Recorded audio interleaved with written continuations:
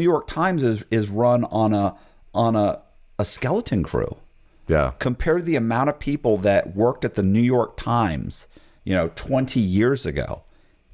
It's nothing. Like there's almost nobody there. I would be shocked if they don't scale it down even more and just start having ChatGPT write stuff. Oh, I'm sure they already are. Yeah, who knows what's going to come? What's going to happen? I mean, and the ability to have, artificial intelligence mislead you. Like I've watched several articles on that. They're like, listen, when AI starts to lie to us or starts to realize that they can manipulate us to get its way and it's plugged into everything, how frightening would that be? Oh, and it's happening. Like it's not hard to manipulate somebody anyway. Like let's say you steal some money. You steal 650, 700,000. Well, 700,000 doesn't sound sexy. So what I say is he stole nearly $1 million. Yeah. Is that a lie? No. But you know what the person who reads it says? The moment I read that article and Colby says something and sparks a conversation, this guy, he was robbing ATMs. He stole $1 million. I'm not going to tell Colby it was nearly $1 million. When Colby tells somebody else, it'll be over $1 million. The truth is, I said nearly $1 million. I said nearly $1 million because $1 million sounds sexier, right? Yeah. But it's manipulative. So, you're pegging someone's brain to that number. And that's not even a lie because guess what? 700,000 is nearly $1 million. In my opinion, it's nearly $1 million.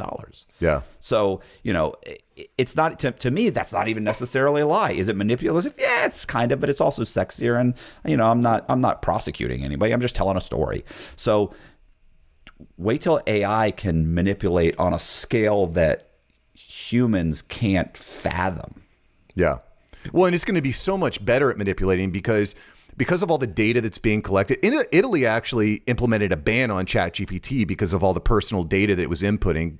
Because part of using ChatGPT is quote unquote programming the chat to speak in your voice or speak in a certain way, right? Like you can train to speak in your Matt Cox's voice, Mark Savant's voice, whatever.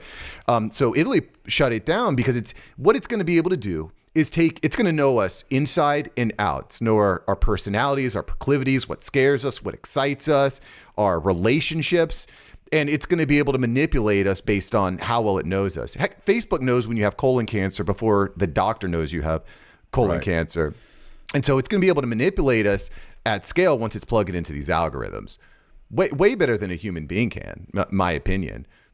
God forbid you have a Neuralink hooked up to the back of your skull. And then, it's feeding into you AI ideas. It's taking out data at scale. You know what's really shocking is how much data is actually attached to your email address. I know I'm jumping around here, but I was talking to this AI app developer on my show the other day, and he has this calendar app. And this is how it works. It's pretty incredible. It's a sales calendar. And so if I send you the calendar, hey Matt, sign up for an appointment. We're talk about your product. You input your email and this AI app scours the web for all data associated with your email. Where you've worked, where you went to college, where you live, your wife, how many dogs you have, how many kids you have, what are your interests. Your email is pegged to every time you log into something, your email is pegged to that. So it can use your email to get all this data. And then when we hop on the phone call, I already know everything about you. Right. It gives me all the prompts, all the talking points. We can get down to business faster because I can start to develop rapport with you much more quickly, which is pretty cool. Even on the back end, another thing that it does that's really cool is because I have your email attached, because it's already done all the research on where you live and whatnot. Let's say we're in Florida here. Hurricanes coming through Florida. The AI app will automatically send you an email and say, hey, Matt, hope you're okay. I know the hurricane's coming. Let me know if you need anything.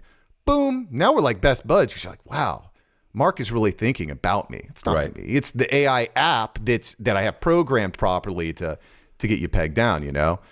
So it's mind-boggling. That's not necessarily manipulation. That's relationship building.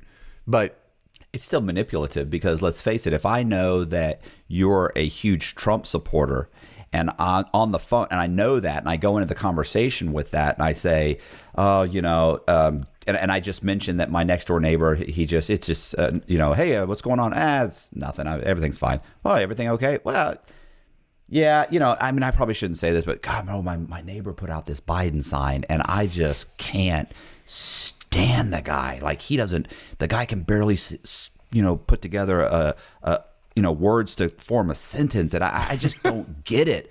I don't, and I shouldn't even say that, but listen, that guy on the phone is going to be like, he's going to be more, because mostly people stay away from politics, so he's going to be like, I'm with you, bro. Like, right. He's going to go with you over the next guy who's a young millennial who he already feels like, I don't trust you. Something's up with you. So he may be like, yeah, like, hey, I hear you, bro. Yeah. Listen, I was at a Trump rally last month. Those Biden guys, they drive me. That's it. We're in. I'm good. That, and if I know you have kids and I say, yeah, what worries me is, I've got a daughter, right? It just really, I hear you, man. I got a son and 2 daughters. I hear you. Like, do you know my daughter, she's 17, she didn't even have a driver's license? Man, these kids, man, I can't believe. That's it. We're good. I don't have a daughter, and I don't, like, none of that's true, right? So it doesn't matter. Now, right now, when we get down to business, I've already won you over. Right. So you may actually take a less favorable deal just because you like me, you trust me, we're on the same page, we're good.